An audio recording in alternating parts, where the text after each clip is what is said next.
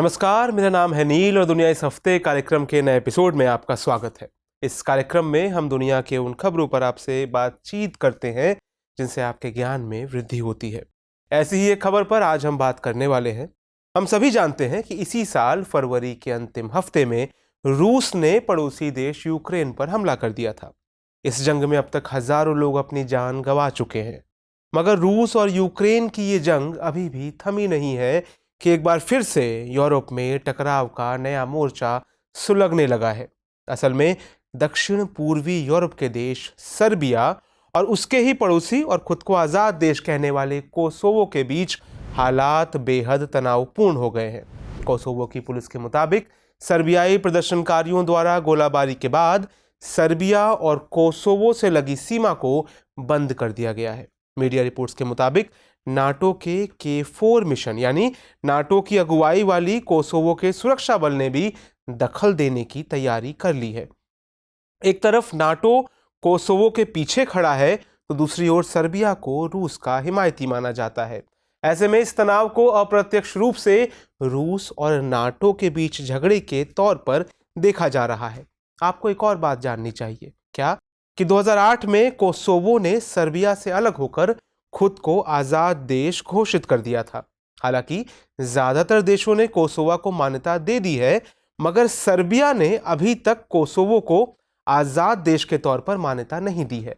तब से सर्बिया और कोसोवो के बीच चला आ रहा तनाव का दौर अभी खत्म नहीं हुआ है। ऐसा माना जा रहा है कि यही तल्खी मौजूदा हालात के लिए भी जिम्मेदार है। दूसरी ओर रूस और नाटो का जो एंगल हमने आपको बताया, उसने भी दोनों की तल्खी में और कड़वाहट भर दी है। इसलिए आज के एपिसोड में हम यहाँ की राजनीति को समझेंगे, रूस और नाटो के एंगल पर भी बात करेंगे, साथ ही सर्बिया और कोसोवो के झगड़े में भारत के स्टैंड को भी समझेंगे। पहले सर्बिया और कोसोवो की भौगोलिक स्थिति को समझते हैं। एटलस निकाल लीजिए, मैप पर देखते हैं। सर्बिया और कोसोवो दोनों ही दक्षिण पूर्वी यूरोप में बाल्कन प्रायद्वीप के देश हैं। सर्बिया उत्तर में हंगरी, उत्तर पूर्व में रोमानिया, दक्षिण पूर्व में बुल्गारिया, दक्षिण में उत्तरी मैसिडोनिया, पश्चिम में क्रोएशिया और बोस्निया एवं हर्जेगोविना और दक्षिण पश्चिम में मॉन्टेनीग्रो के साथ भूमि सीमा साझा करता है और विवादित क्षेत्र कोसोवो के माध्यम से अल्बानिया के साथ सीमा साझा करने का दावा करता है। नक्शे से पता चलता है कि कोसोवो उत्तर और पूर्व में सर्बिया से सीमा साझा करता है और बाकी दिशाओं में अन्य देशों से इसकी सीमा लगती है।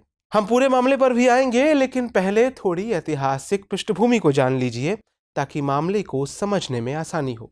सेकेंड वर्ल्ड वॉर में मित्र देशों की जीत के बाद यूगोस्लाविया को 6 गणराज्यों के एक संघ के रूप में स्थापित किया गया था। ये 6 गणराज्य थे बोस्निया और हर्जेगोविना, क्रोएशिया, मैसेडोनिया, मॉन्टेनीग्रो, सर्बिया और स्लोवेनिया। लेकिन 1990 के दशक में दुनिया के एक हिस्से में जहां सोवियत संघ बिखर रहा था, वहीं यूगोस्लाविया भी अपनी अंतिम सांसें गिन रहा था, क्योंकि इस दौरान यूगोस्लाविया में नस्लीय तनाव पैदा हो गए थे। जून 1991 और अप्रैल 1992 के बीच 4 घटक गणराज्यों ने यूगोस्लाविया से अपनी आज़ादी का ऐलान कर दिया। इनमें सर्बिया और मॉन्टेनीग्रो ने भी संयुक्त रूप से आज़ादी की घोषणा कर दी। हालांकि बाद के सालों में ये दोनों एक दूसरे से अलग हो गए। अलग होने की शुरुआत मॉन्टेनीग्रो ने की। मई 2006 में एक जनमत संग्रह कराया गया जिसमें 55% लोगों ने सर्बिया से अलग होने के हक में फैसला दिया। फिर 2008 का साल आया। कोसोवो ने एक तरफा तौर पर फरवरी 2008 में सर्बिया से अपनी आज़ादी का ऐलान कर दिया। तब सर्बिया के साथ साथ रूस ने भी कोसोवो के इस कदम का विरोध किया।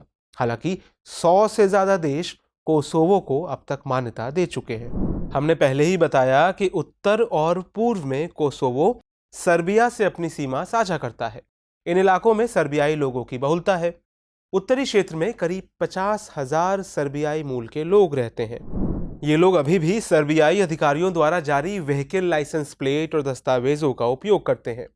नियमों और प्रावधानों को लागू करने के कोसोवो के अधिकार को ये लोग कतई नहीं मानते।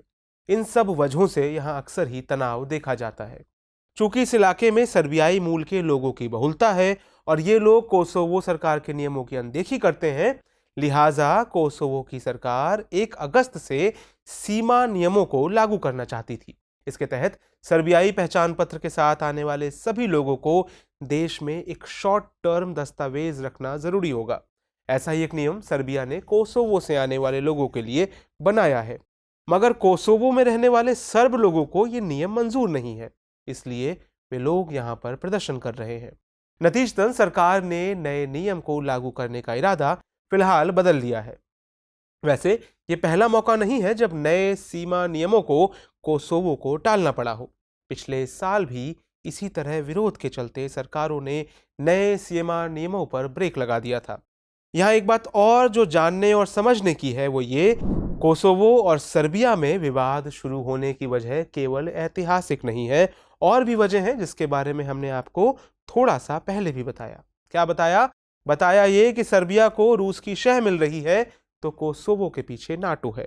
अमेरिका कोसोवो का इस्तेमाल सैन्य अड्डे के तौर पर करता है, जो सर्बिया और रूस को बेहद नागवार गुजरता है।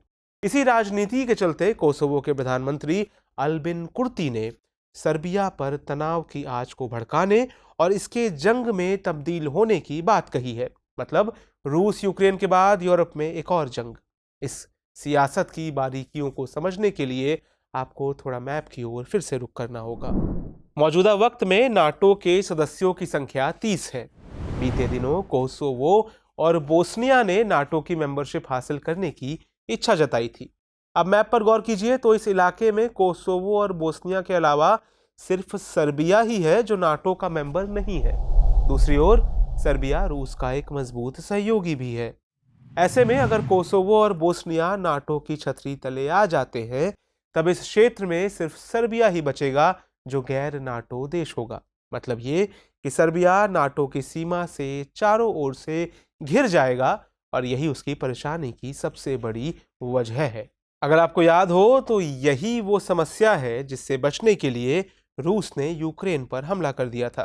पूर्वी यूरोप जैसे ही हालात अब यूरोप के दक्षिण पूर्व में भी बनते दिख रहे हैं। कुल मिलाकर ये कि कोसोवो और सर्बिया के झंझट को मौजूदा भू राजनीतिक लड़ाई के संदर्भ में देखे जाने की जरूरत है, जिसके लिए दुनिया की बड़ी शक्तियां जोर आजमाइश कर रही हैं। आखिर में यह भी समझिए कि कोसोवो के मामले में भारत का रुख क्या है। एक रिपोर्ट के मुताबिक संयुक्त राष्ट्र के 193 देशों में से 117 देशों ने कोसोवो को एक देश के तौर पर मान्यता दे दी है, लेकिन भारत ने अब तक कोसोवो को एक देश के रूप में मान्यता नहीं दी है। जानकार बताते हैं कि भारत के इस स्टैंड के पीछे 2 वजह हैं। पहली वजह है भारत गुटनिरपेक्ष आंदोलन का सदस्य है। यह आंदोलन किसी भी तरह की खेमेबाजी का विरोध करता है। यह आंदोलन किसी भी देश के आंतरिक मामलों में दखल देने की मनाही करता है। एक दूसरे की क्षेत्रीय अखंडता और संप्रभुता का सम्मान करने की बात करता है। चूंकि कोसोवो सर्बिया से अलग हुआ है और सर्बिया ने अब तक कोसोवो को मान्यता नहीं दी है, ऐसे में गुटनिरपेक्ष देशों की नैतिकता के विपरीत है कि वे कोसोवो को मान्यता दें। यहाँ एक दूसरी वजह भी है कि भारत खुद कई तरह के अलगाववादी समस्याओं से जूझ रहा है। कश्मीर और खालिस्तान की मांग कुछ ऐसे ही उदाहरण है। ऐसे में भारत अगर कोसोवो को मान्यता देता है तो ये भारत के लिए ही एक खतरनाक उदाहरण स्थापित कर देगा। बहरहाल देखने वाली बात होगी कि हिचकोले लेती इस वैश्विक राजनीति में यूरोप की सियासत किस करवट बैठती है और दूसरी जंग की आशंका सही साबित होती है अथवा गलत। आज के एपिसोड में इतना ही। अब नोट कर लेते हैं आज का सवाल। सवाल है, कोसोवो सर्बिया तनाव के कारणों की चर्चा करते हुए बताइए कि भारत का इस मामले पर क्या रुख रहा है। हमारा ये कार्यक्रम आपको कैसा लगता है कमेंट बॉक्स में हमसे जरूर साझा कीजिएगा। हमें आपकी प्रतिक्रिया का इंतजार रहेगा। मिलते हैं अगले एपिसोड में। नमस्कार।